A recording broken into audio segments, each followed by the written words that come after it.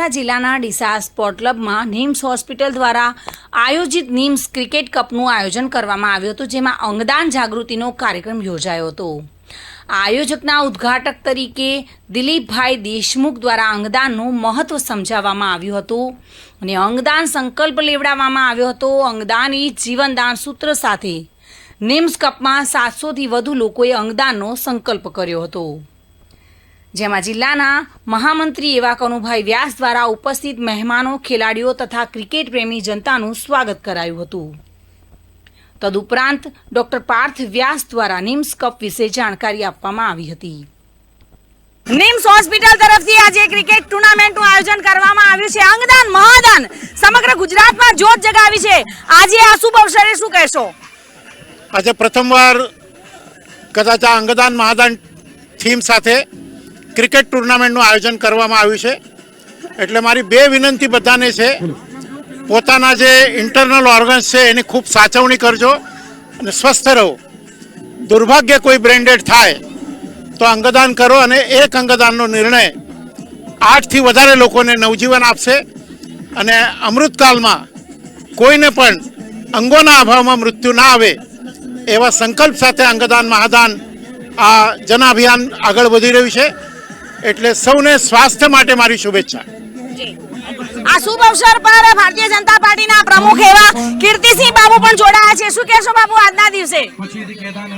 અંગદાન મહાદાન જનજાગૃતિ અભિયાનના અર્થે નિમ્સ હોસ્પિટલ ડીસા દ્વારા આજે આ ક્રિકેટ ટુર્નામેન્ટનું ઉદ્ઘાટન રાખવામાં આવ્યું છે। પ્રસંગે આજના આ કાર્યક્રમમાં જે અહીં આપણા સૌ સન્માનીય આગેવાનશ્રીઓ, સામાજિક રાજકીય અગ્રણીશ્રીઓ અને રમત જગતના અગ્રણીઓ સૌ ઉપસ્થિત છે। તો આ જનજાગૃતિ અભિયાનને આપણે આગળ વધારીએ।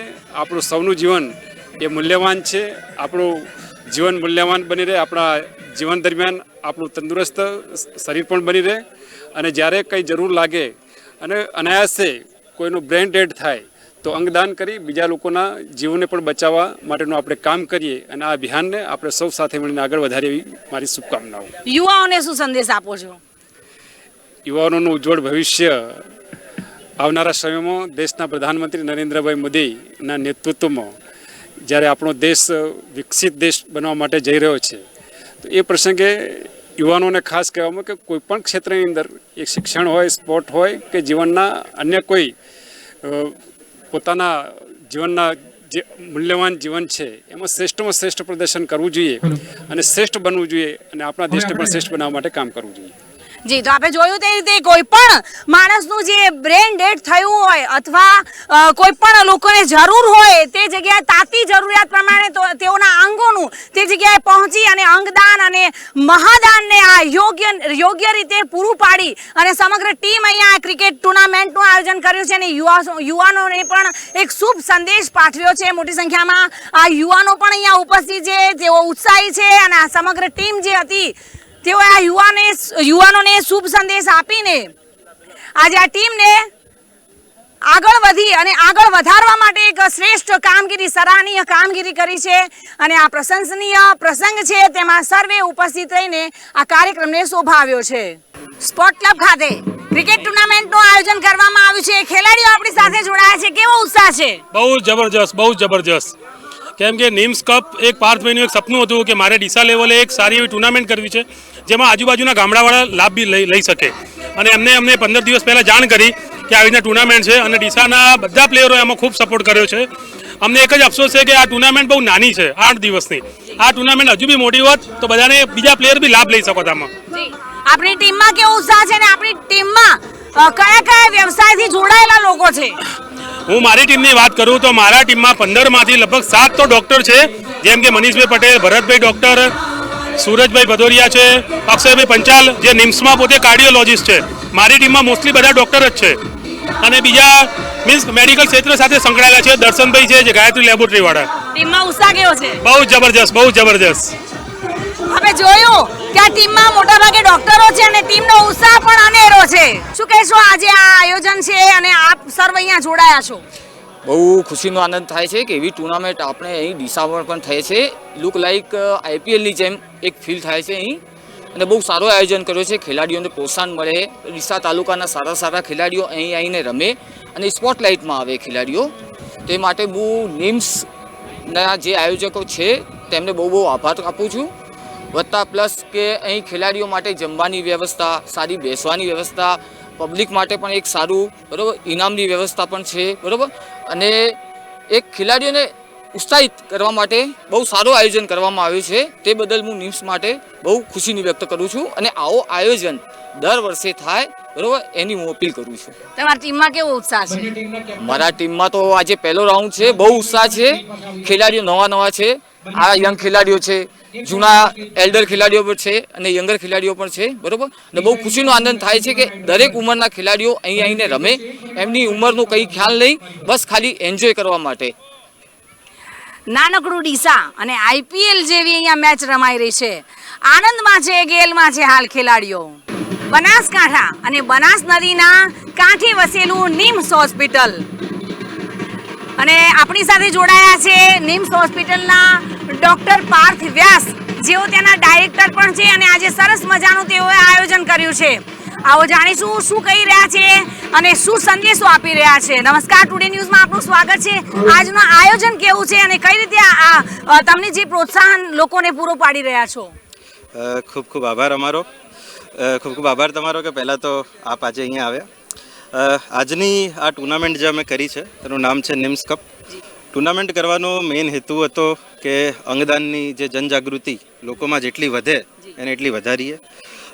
છેલ્લા એક વર્ષમાં બનાસકાંઠામાં અને સ્પેસિફિકલી ડીસા તાલુકામાં 3 અંગદાન થયા છે અને અમે ઈચ્છીએ છીએ કે આવનારા વર્ષમાં હજી અંગદાન વધે, એટલે તે હેતુથી અમે આ ટુર્નામેન્ટ કરી છે.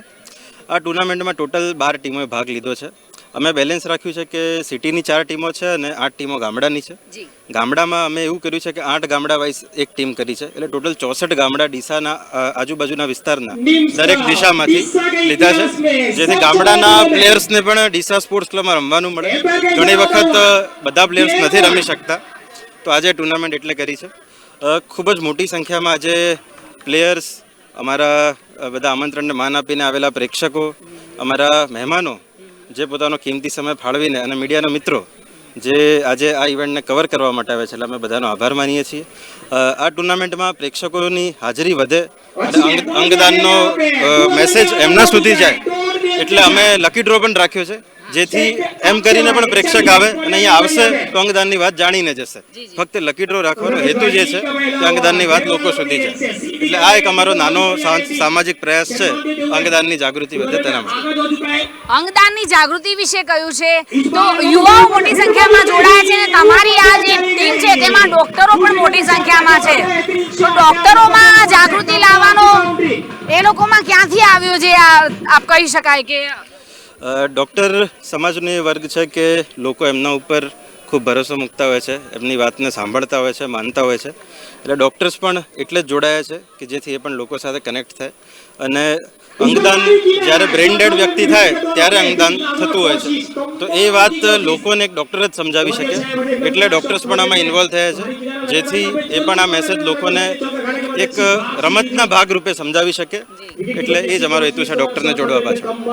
અને આજના દિવસે આ યુવાનોને શું સંદેશો આપશો તમે? યુવાનોને તો કંઈ ખાસ સંદેશો નહીં આપું, ફક્ત એટલું જ કહીશ કે બહુ ખેલદિલીથી આ ટુર્નામેન્ટ રમે. એક જે પ્રયાસ છે અમારો એ ગામડા સુધી લઈ જાય અને મન મૂકીને માણે. 8 દિવસનો એક અમારો ટુર્નામેન્ટ છે, 3જી તારીખે એનું સમાપન છે અને 8 દિવસ એમની જીવનના યાદગાર બને, બસ એ જ સંદેશો છે અમારો. નિમ્સ હોસ્પિટલ તરફથી નિમ્સ કપ એટલે કે તેનું નામ પણ નિમ્સ કપ રાખવામાં આવ્યું છે અને સરસ મજાનું આયોજન કરવામાં આવ્યું છે. એક શુભ આદેશ સાથે, એક શુભ ઉદ્દેશ સાથે એક સંદેશો આપી રહ્યા છે. અંગદાન મહાદાનના સંદેશ સાથે આ ક્રિકેટ ટુર્નામેન્ટનું આયોજન કરવામાં આવ્યું છે. એના પર આ કાર્યક્રમમાં મોટી સંખ્યામાં ભાજપના આગેવાનો, ખેલાડીઓ અને જાહેર જનતા ઉપસ્થિત રહી હતી અને કાર્યક્રમને સફળ બનાવ્યો હતો. ચિરાગ શ્રીમાળી સાથે bureau report, today Gujarati news.